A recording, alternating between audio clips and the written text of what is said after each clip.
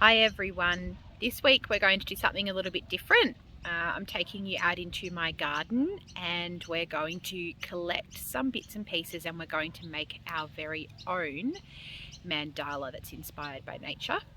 I've got William here helping me this time. So it's a little bit more self-led this time. You guys get to choose how you want to do it. I'm not going to tell you exactly what to do, so just follow along, have a look at what I do, and then I look forward to seeing how you make your mandalas.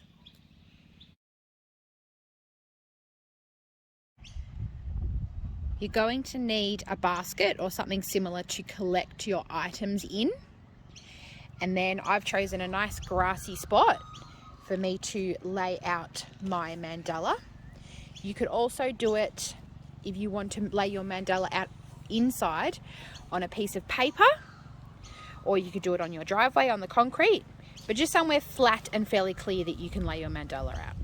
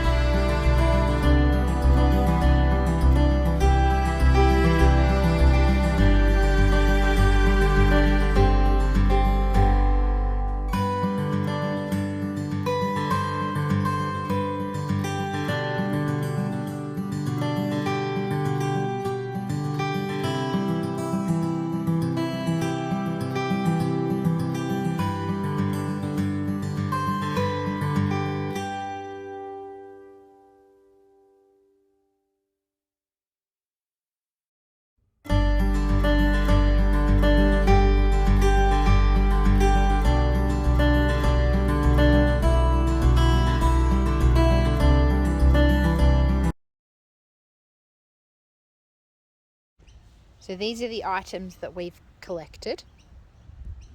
You can see here we've got some whole flowers,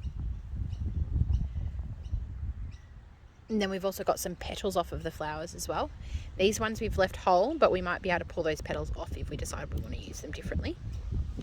Got some gum nuts, some little small flowers, some leaves that we've collected off the ground, and some other leaves off of plants. You could also use sticks and rocks, whatever you can find. It just depends what you've got in your garden or what you've got access to. So now we're going to use these to build our mandala.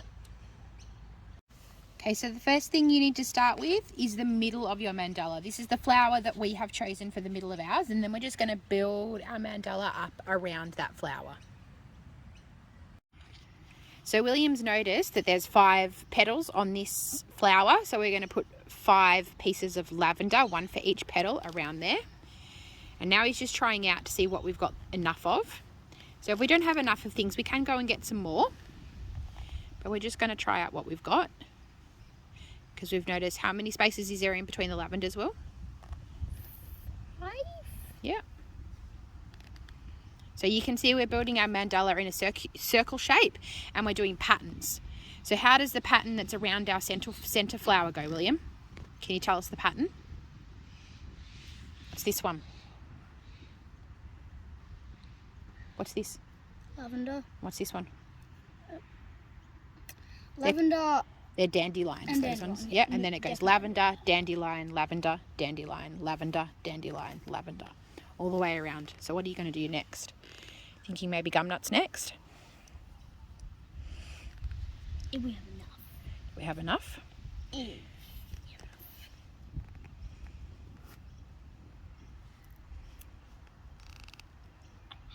Weird feeling that we don't. You reckon we maybe don't have enough gum nuts? If we run out, we can just go get some more. Can go get some more. You'll have to work out how many more we need though. Only 3. So can you tell me how you worked out that we need 3 more? There's a space missing there and 2 spaces missing there. Okay, so you're putting 2 in between each lavender. Yeah.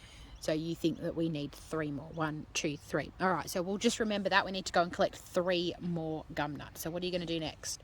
Put some leaves in the middle of the gum nuts. All right, leaves in the middle of the gum nuts. Because we're just going to make this the most beautiful painting. Not painting, mandala. I'm going to move back so we can actually see what we're doing. Because it's getting bigger. It gets bigger and bigger every single time we put the layers. How big do you think it's going to be? Pretty big.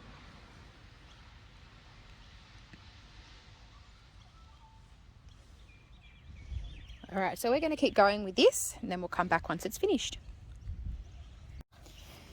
So this is our mandala that's finished now. You can see we didn't use everything. And there are some things that we did have to go back and get more of once we worked out how many we needed. We ended up pulling the petals off of these little pink flowers because we didn't have enough of the pink flowers, but we had enough petals for what we wanted to do. So this is what it looks like all finished. Now, these mandala arts are transient art, which means they're not going to stay forever. If it gets windy, and we did have a few issues while we were making this, it was a little bit windy. If it gets windy, it's going to blow away. So I need you to take a picture of your artwork so that you can remember how beautiful it looked.